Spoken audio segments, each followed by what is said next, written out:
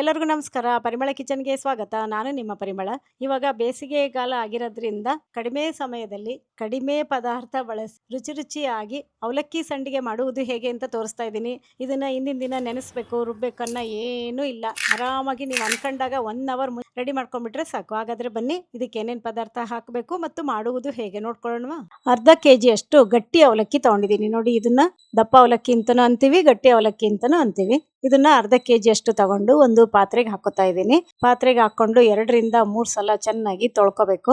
ಹಿಂಗ್ ತೊಳೆಯೋದ್ರಿಂದ ನಾವು ಮಾಡೋ ಪದಾರ್ಥ ಚೆನ್ನಾಗಿರುತ್ತೆ. ಮತ್ತೆ ತುಂಬಾ ಪೌಡ್ರಿ ಏನಾರು ಇದ್ರೆ ನೀಟಾಗುತ್ತೆ. ನೋಡಿ, ಚೆನ್ನಾಗಿ ತೊಳೆದಿಟ್ಕೊಂಡಿದ್ದೀನಿ. ಇದಕ್ಕೆ 1 ಲೋಟದಷ್ಟು ನೀರ್ ಹಾಕ್ಬಿಟ್ಟು ಮೇಲಿಂಗೆ ಪ್ರೆಸ್ ಮಾಡಿ ಒತ್ತಿ 1 ಅವರ್ ನೆನ್ಸಕ್ಕೆ ಬಿಟ್ಬಿಡ್ಬೇಕು. ಅವಲಕ್ಕಿ ನೆನೆಯೋದ್ರೊಳಗೆ ಹಸಿಮೆಣಸಿನ್ಕಾಯಿ ಖಾರ ಮಾಡ್ಕೊಳ್ಳೋಣ. ಒಂದು ಮಿಕ್ಸಿ ಜಾರಿಗೆ ಒಂದು 10 ರಿಂದ 12 ಅಷ್ಟು ಹಸಿಮೆಣಸಿನ್ಕಾಯಿ ಹಾಕೊಂತಾ ಇದ್ದೀನಿ. ನಿಮಗೆ ಖಾರ ಜಾಸ್ತಿ ಬೇಕಂದ್ರೆ ಖಾರ ಹಾಕೋಬಹುದು. 1 ಹಿಡಿಯಷ್ಟು ಕರಿಬೇವಿನ ಸೊಪ್ಪು, 1 ಹಿಡಿಯಷ್ಟು ಕೊತ್ತಂಬರಿ ಸೊಪ್ಪು, ಎಳೆ ಕೊತ್ತಂಬರಿ ಸೊಪ್ಪಿದ್ರೆ ಕಡ್ಡಿ ಸಮೇತ ಹಾಕೊಳ್ಳಿ, ಟೇಸ್ಟ್ ಆಗುತ್ತೆ.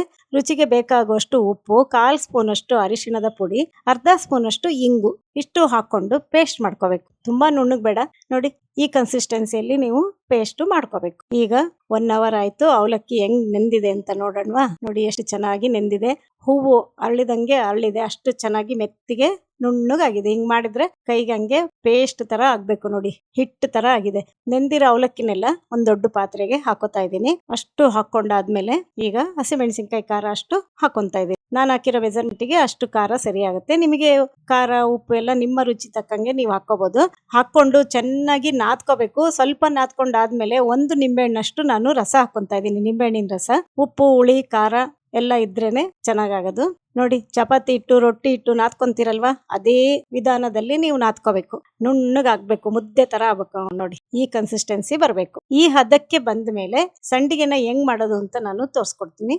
ಮಾಮೂಲಿ ಸೈಜಲ್ಲಿ ನಾನು ಸಂಡಿಗೆ ಮಾಡ್ತಾ ಇರೋದು. ನೋಡಿ, 1 ನೆಲ್ಲಿಕಾಯಿ ಗಾತ್ರಷ್ಟು ಅವಲಕ್ಕಿ ತಗೊಂಡು ಪ್ರೆಸ್ ಮಾಡಬೇಕು. ಹಿಂಗೂ ಮಾಡ್ಬೋದು. ಇನ್ನೂ ಒಂಥರನು ತೋರಿಸ್ಕೊಡ್ತೀನಿ. ತುಂಬಾ ದಪ್ಪನು ಬೇಡ, ತುಂಬಾ ತೆಳ್ಳಗೂ ಬೇಡ. ಈ ತರ ಮಾಡ್ಕೊಳ್ಳಿ. ಬಿಸಿಲಿಗೆ ಬೇಗ ಒಣಗುತ್ತೆ. 2 ದಿನದಲ್ಲೆಲ್ಲ ಒಣಗ್ಬಿಡುತ್ತೆ. ಇನ್ನೊಂದು ಅಂಗೈಯಲ್ಲಿಟ್ಟು ಪ್ರೆಸ್ ಮಾಡೋದು. ತುಂಬಾ ಈಸಿ ವಿಧಾನನೇ ನಿಮಗೆ ತೋರಿಸ್ಕೊಟ್ಟಿದ್ದೀನಿ. ಈ ತರನೇ ಎಲ್ಲ ಮಾಡಿ ಇಟ್ಕೊಂತೀನಿ. ನಾನು ಹಾಕಿರೋ ಮೆಜರ್ಮೆಂಟ್ ಅಲ್ಲಿ 2 ತಟ್ಟೆ ಆಗಿದೆ. ಇದನ್ನ ಬಿಸಿಲಿಗೆ ಇಡೋಣ ಬನ್ನಿ.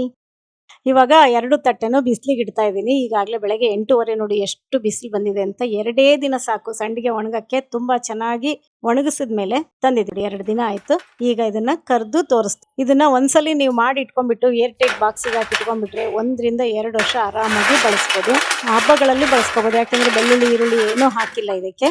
ಆಮೇಲೆ ಬೇರೆ ದಿನದಲ್ಲೂ ಚಟ್ನಿ ಅನ್ನಕ್ಕೆ, ಸಾರನ್ನಕ್ಕೆ, ಚಿತ್ರಾನ್ನಕ್ಕೆ ಎಲ್ಲ ಬಳಸ್ಕೋಬಹುದು. ಈಗ ಎಣ್ಣೆಯಲ್ಲಿ ಕರ್ದು ತೋರಿಸ್ತಾ ಇದ್ದೀನಿ. ನೋಡಿ, ಡೀಪ್ ಫ್ರೈ ಮಾಡೋದ್ರಿಂದ ಎಣ್ಣೆ ಚೆನ್ನಾಗಿ ಕಾಸ್ಕೊಂಡು ಈ ತರ ಹಾಕೊಂಡು ಮಾಡ್ಕೋಬೇಕು. ಒಳ್ಳೆ ಕಲರ್ ಬಂತು. ಈ ಟೈಮಲ್ಲಿ ತೆಕ್ಕೊಂಡ್ಬಿಡ್ರಿ. ತುಂಬಾ ಚೆನ್ನಾಗಾಗುತ್ತೆ, ತುಂಬಾ ರುಚಿ ಆಗುತ್ತೆ. ಒಂದ್ಸಲಿ ಮಾಡ್ಕೊಂಡು ನೋಡಿ. ಕಡಿಮೆ ಕೆಲಸ, ರುಚಿ ಹೆಚ್ಚು. ಇಷ್ಟ ಆಗಿದ್ರೆ ಲೈಕ್ ಕೊಡಿ, ಶೇರ್ ಮಾಡಿ, ಹಾಗೂ ಪರಿಮಳ ಕಿಚನ್ ಯೂಟ್ಯೂಬ್ ಚಾನಲ್ ಸಬ್ಸ್ಕ್ರೈಬ್ ಮಾಡ್ಕೊಳ್ಳಿ. ಎಲ್ಲರಿಗೂ ಧನ್ಯವಾದಗಳು.